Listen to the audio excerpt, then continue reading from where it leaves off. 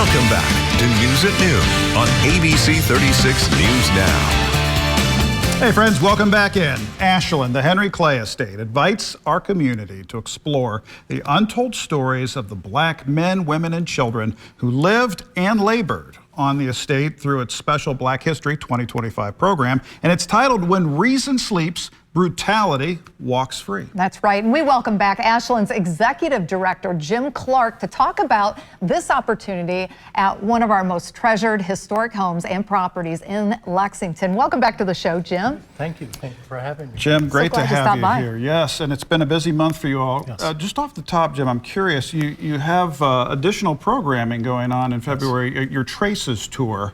How does this new exhibit differ from what we've seen in Traces? Well, the Traces Tour, which is offered all year round, focuses entirely on the enslaved people that were at Ashland. Mm-hmm.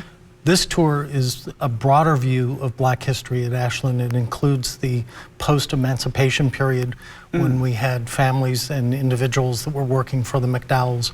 So it covers a broader range. I see. It also allows us to explore more what happened after the Civil War, once emancipation kicked in. Excellent. It's an important part of our history too. Yes. The books tend to say, and the North won the Civil War, the end. But it's good to have this additional history. No, and to understand the impact of that, especially on the lives of these people who, for so many years, couldn't control their own lives. Right. It was controlled by other people. So that's right. The idea that with that they began to have agency and to be able to define themselves outside of that traditional role. So important. And let me ask you this too, how does contemporary art add to this experience as well? That really makes our telling of Black history different because art as a metaphor can sometimes be more powerful than the facts and get people to think through ideas and provoke questions. Yes. So we're very lucky to have some important artwork in the house from local artists as well as Yinka Shinabari, who's a British Nigerian artist, and we have two of his pieces. And he really focuses on the international slave trade in the post-colonial realm. So it shows that it's not just an issue that have impacted the South or the United States, but in fact slavery was a global issue. Yes. Right. I think I read too our former mayor, Jim Gray, helped contribute to part of this exhibit as well. He loaned us two of the pieces by Yinka Shinabari. Oh, excellent. Yes. Very, very good. So can you give us a timeline on how often is something like this available at Ashland? So through the rest of the month, it'll be Tuesday, Wednesday, and Friday, 11:30 and 2:30. Tours are available. But also this Saturday, we're having a special open house where it's a more relaxed way to experience the house. Docents will be around to answer questions, but also we have our partners, the African American Genealogy Group of Kentucky, as well as the Fayette County Digital Access Project will be on hand to answer questions about genealogy and how to trace your family's history, because quite often for Black families, it's much harder to find that documentation. So they will be there to answer questions, but also share best practices in terms of doing that type of family research. Very good. Wonderful. So important. And let's talk about the memorial too. How did that come about as well? Well, that is a direct result from the Traces Tour and working with our African American Advisory Committee.